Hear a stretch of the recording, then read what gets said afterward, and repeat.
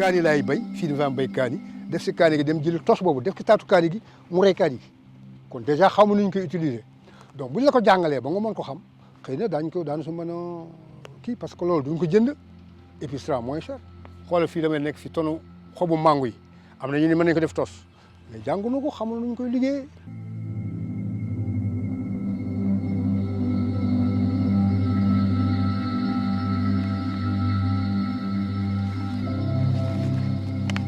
ci wàllu tamaate bi bu si njëkk mooy am problème ndox bi changement climatique bi ndax tàngoor bi day teel a ñëw te su teel a ñëw gàncax bi day am problème danañu am presque 4 mois jëm 5 dañu am 3 récoltes wala 2 récoltes mais léegi boo xoolee presque benn récolte bi sax moo gën a wóor.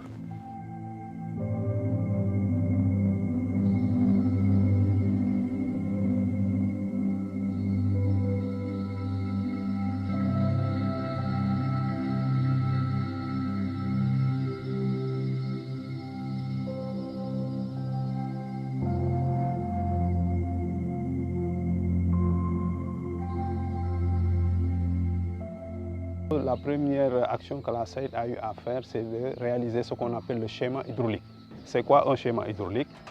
C'est un investissement très important qui permet de maîtriser l'eau, faire en sorte que l'eau puisse être, parce que l'eau provenant donc du fleuve Sénégal, pour que les producteurs puissent l'utiliser, il va falloir que ça doit passer par des infrastructures.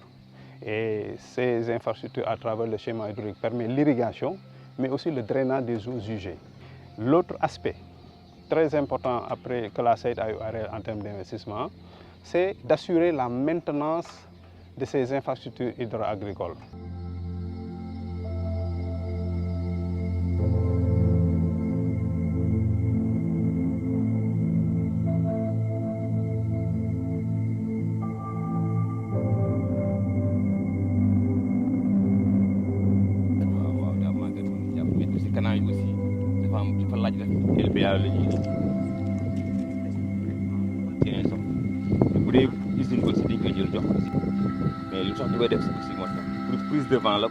Les principes qui ont guidé ce stage collectif, c'est surtout le fait d'éviter de réhabiliter comme ça se faisait, de repenser le système dans sa globalité, de le considérer comme un ensemble et surtout de co-construire les solutions avec les usagers.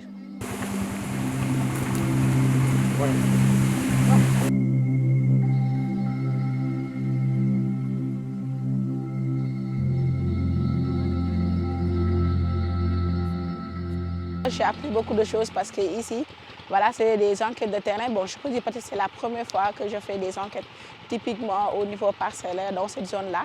Et j'ai appris beaucoup de choses. J'ai appris comment ça fonctionne ici au niveau des unions, comment ça se passe pour l'irrigation, les tours de rôle et tout, comment ils s'organisent en groupement pour pouvoir cultiver. Et aussi, il y a beaucoup de pratiques intéressantes parce qu'ici, on voit de l'arboriculture, on voit des associations culturelles.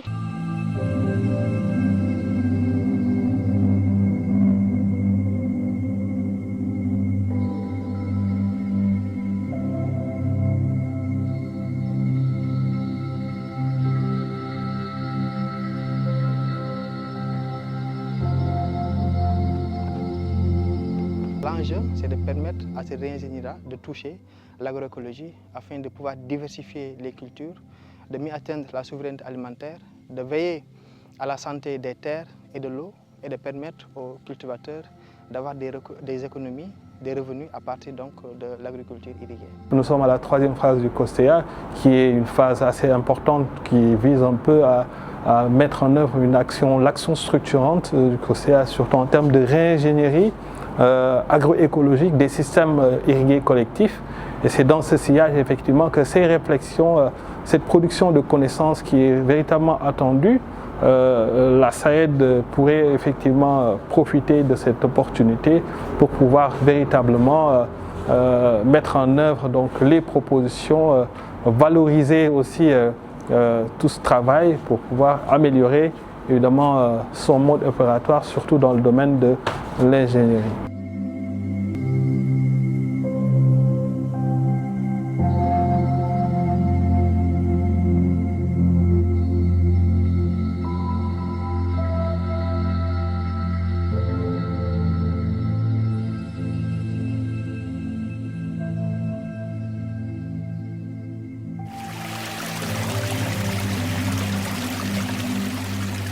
question liée à l'eau, elle est encore là. Et peu importe la zone agroécologique du Sénégal, mais elle est persistante dans la zone de la vallée. Et aujourd'hui, on arrive à faire de l'agriculture irriguée en respectant les principes de l'agroécologie. C'est utiliser de l'eau de façon rationnelle. Et cela permet en même temps de réduire les coûts de pompage auxquels les producteurs sont tout le temps confrontés, à mieux gérer l'eau dans les exploitations et à assurer en même temps une production agricole de façon stable et tout au long de l'année.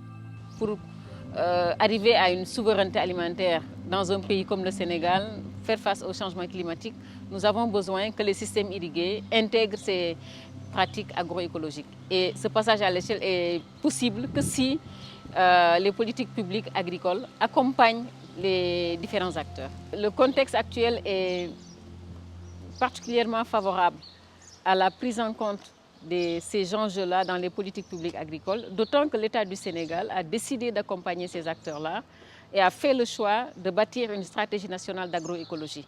Et l'ensemble des acteurs est convaincu que c'est nécessaire que les systèmes irrigués soient pris en compte dans cette stratégie.